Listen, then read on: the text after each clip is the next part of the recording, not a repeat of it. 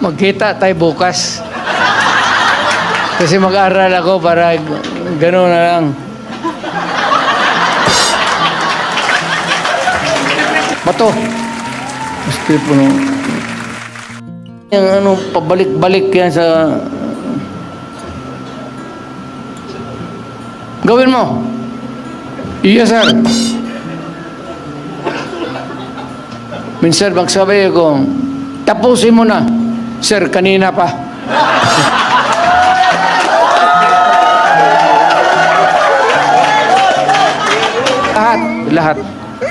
Lahat yan, walang ano.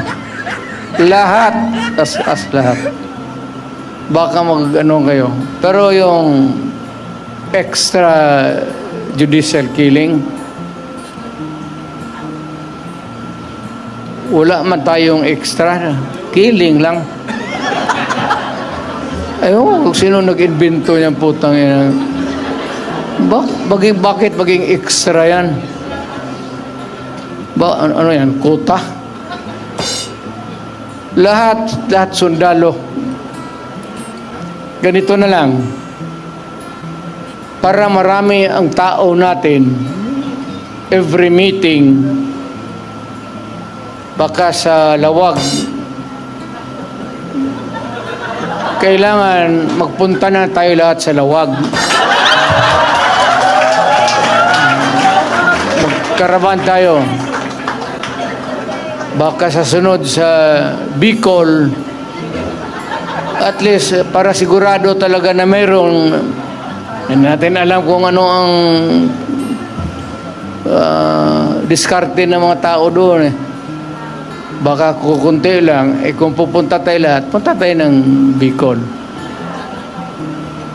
Ngayon sa Davao, Buanga, punta tayo doon sa ano, ticket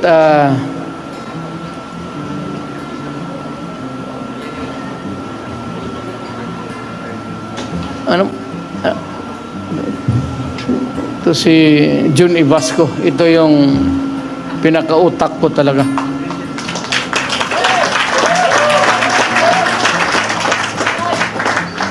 May pera tayo. Alam mo, wala tayo talagang pera. Last minute, ambag-ambag lang kami. Ano ba sa Tagalog yan? Contribute na ko yan. Si Robin.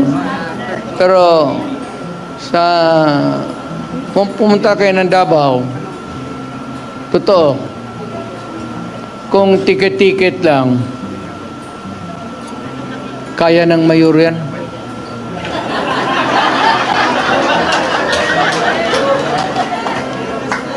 Ipasa mo lang doon sa mga negosyante.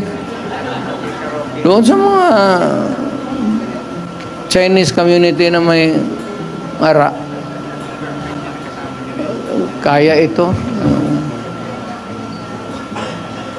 Pero wag kayong mag-ano, yung isang flight na puro Duterte talaga.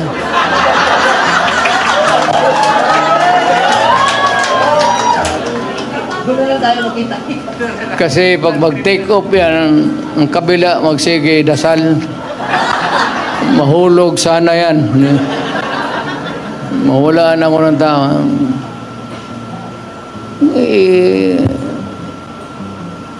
Intervals, intersperse. Ito kayo ng Mindanao. Actually, hindi na ako nagluloko. Parang ano ako. Kung maano kayo sa Davao, kindly drop by our place. Si Bongo, si Bato. Si Bongo kasi mayaman talaga to. May printing press. Walang problema nito sa propaganda. Pinakamalaki yan sa Mindanao. Printing press niya. So, kung sabihin mo lang na kalahati nito, kaya niya? Kaya niya. Sagutin mo na, Bong. Huwag kang mahiya. Attorney Lambino, talagang tagal na nagtatrabaho ito sa PDP. A very patient man. Talagang naghintay lang sa panahon niya. Actually, he has been there for so long a time helping PDP, helping the candidates, asking nothing in return. But he has been there. Kagaya ni June Ibasco. Yan si June Ibasco, yan ang noon pa. Noong na mayor pa ako, siya na yun. Hanggang naging presidente ako. Alam mo kung bakit si June Ibasco? John, isabi na natin ang totoo. Dumating na ang panahon. Okay? So, ganito, siya yung utak talaga. Siya yung sa akin, wala naman, sanay na kami. Siya na yung mag-spacing sa kampanya. Pero hindi ako maka-attend sa lahat ng rallies. At only yung medyo mabibigat, Cebu, medyo lawag siguro.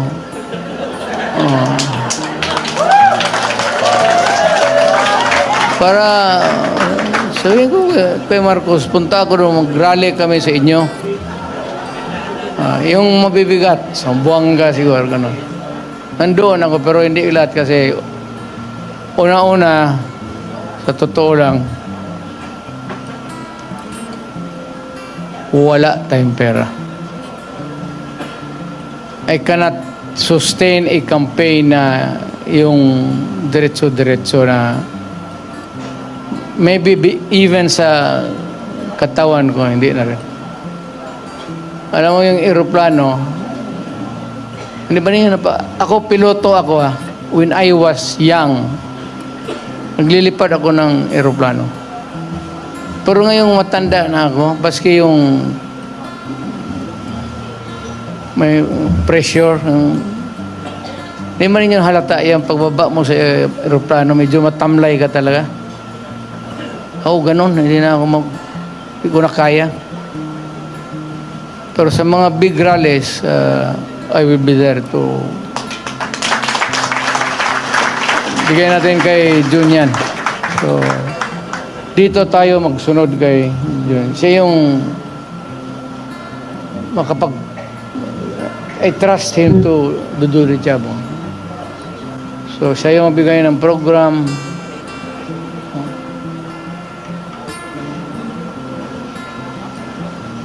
Sign language yan.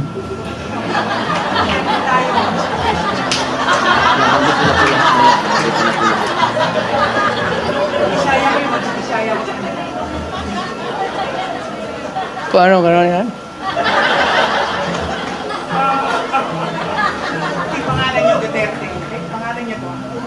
Sign name mo to. Si GMA. Si FB. Si Era. Si Noynoy. Si Bongbong. Pangalan ni Bongbong. Sign name mo to. Ito ang pangalan. Rocky si Rocky. Si Bongo kasi si Bato.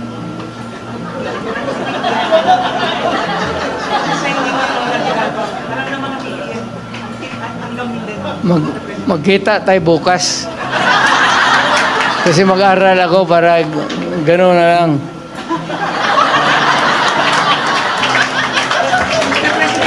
Sabihin sa mga babae, beautiful kayo, maganda kayo. Beautiful. Beautiful.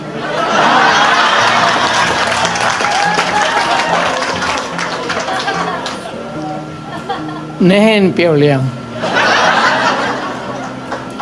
Chinese yan. You're beautiful. So, uwi na tayo.